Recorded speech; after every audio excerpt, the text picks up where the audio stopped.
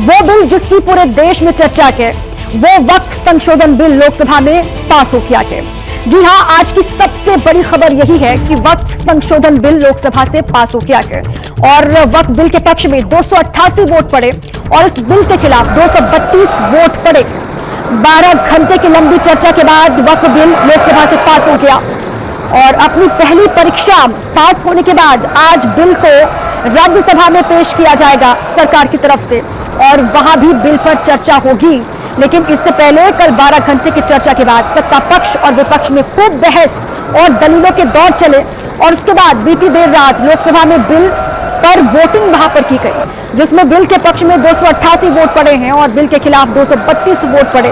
यानी कि सरकार लोकसभा में वक्फ संशोधन बिल पास कराने में सफल हो गई है और बिल का विरोध कर रहा है विपक्ष। लगातार सदन में भी बिल की कमियों को गिनाया गया, सत्ता पक्ष की ओर से खूबियों को बताया गया तो विपक्ष की ओर से कमियों को बताया गया। 12 घंटे की लंबी चर्चा, उसके बाद यह बिल पास हो गया है लोकसभा से। अब आज नजरें टिकी हुई है राज्यसभा पर। मत विभाजन का परिणाम इस प्रकार है, पक्ष में 288, विपक्ष में 232। प्रस्ताव स्वीकृत हुआ और विधेयक यथा संशोधित पारित हुआ। तो वक्फ संशोधन बिल लोकसभा से पास हो गया है। इस बिल के समर्थन में 288 वोट पड़े और इस बिल के खिलाफ 232 वोट पड़े हैं। लोकसभा स्पीकर ओम बिरला ने जब वहां पर वोटिंग कराई और उसके बाद 288 वोट पक्ष में और 232 वोट खिलाफ पड़े इस बिल के। लोकसभा में इस बिल को पास कर दिया गया है। यह बिल पास हो गया है लोकसभा में, लेकिन अब राज्यसभा में भी इस पर चर्चा होगी।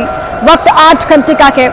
8 घंटे सत्ता पक्ष और विपक्ष की ओर से इस पर सवाल जवाब किए जाएंगे, बहस होगी और उसके बाद फिर कोशिश सरकार की ओर से पूरी यह है कि राज्यसभा से भी यह बिल पास हो जाए और यह कानून का रूप ले ले। आज की सबसे बड़ी खबर यही है कि वक्फ संशोधन बिल जो है वो पास हो गया है लोकसभा से। लंबी चर्चा चली तकरीबन 12 घंटे की और 2 घंटे वोटिंग हुई। इसी पर पक्ष की ओर से क्या कहा गया इस बिल को लेकर आपको सुनवाते हैं। ये संशोधन मैं ईमानदारी से मानता हूं, मैं रामविलास पासवान का बेटा हूं, कोई ऐसी गलत चीज का मैं पक्ष नहीं लूंगा जो मेरे पिता की विचारधारा के खिलाफ जाए। मेरा कमिटमेंट ना सिर्फ समाज के इस वर्ग के साथ है, मेरा कमिटमेंट मेरे पिता की आइडियोलॉजी के साथ भी है, तो मैं कतई उसके साथ मैं समझौता नहीं करूंगा। मैं मानता हूं कि ये संशोधन प्रो पुअर मुसलमान है, ये संशोधन उन महिला मुसलमानों के हक में है जिनको अभी तक हाशिए पे रखा गया। जेपीसी में भी इसी तरह से मीटिंग होती थी, आज भी 12 बजे से डिबेट शुरू हुआ। आज तो पूरा देश देख रहा था, नहीं अगर जेपीसी की तरह से मीटिंग होती तो चाहे 2:30 बजे रात तक हुआ, कहते हमें वहाँ नहीं बोलने दिया गया।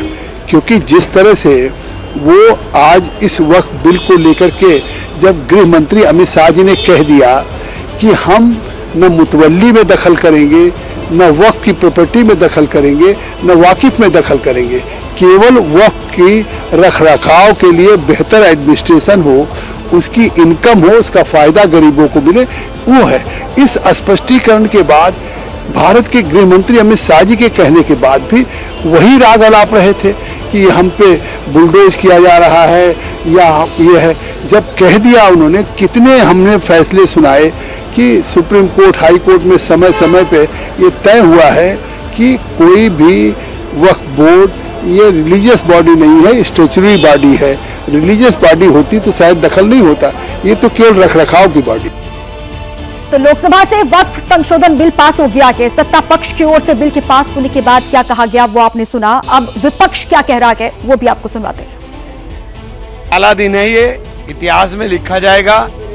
हमारे अधिकारों के ऊपर पूरी तरीके से कुठाराघात है। हम लोग रास्ता देखेंगे, कोर्ट जाएं, कोर्ट में जाकर के हम लोग लड़ाई लड़ेंगे। लेकिन ये जिस तरह का काम आज हुआ है, ये इतिहास में काले दिन के रूप में दर्ज होगा। मैं पूछना चाह रहा हूँ, अगर ये हित में है तो फिर सरकार को समझाने के प्रयास की जरूरत ही क्यों पड़ रही है? अगर ये हित में है तो ऐसी चीज सामने ही क्यों आई कि क्यों लोगों को और सरकार को ये समझाना पड़ रहा है कि ये उनके विरोध में नहीं है, उनके हित में है? और अगर हित में है तो बताएं, क्या महिलाओं की जहाँ तक बात है, महिला पहले से उसके अंदर 2 महिलाओं का पहले से है और उससे ज्यादा भी हो सकती हैं, तो कौन सा नया तीर मार दिया सरकार ने? उन महिलाओं को क्या सम्मान दिया है? तो इस प्रकार से जो बिल क्या है यकीनन हम ये कहते हैं कि आपस में बिल ऐसा होना चाहिए जो कि समाज की तरक्की हो। और देखिए, जब हर समाज की तरक्की होगी तो तभी देश पूरी तरह से विकास करेगा।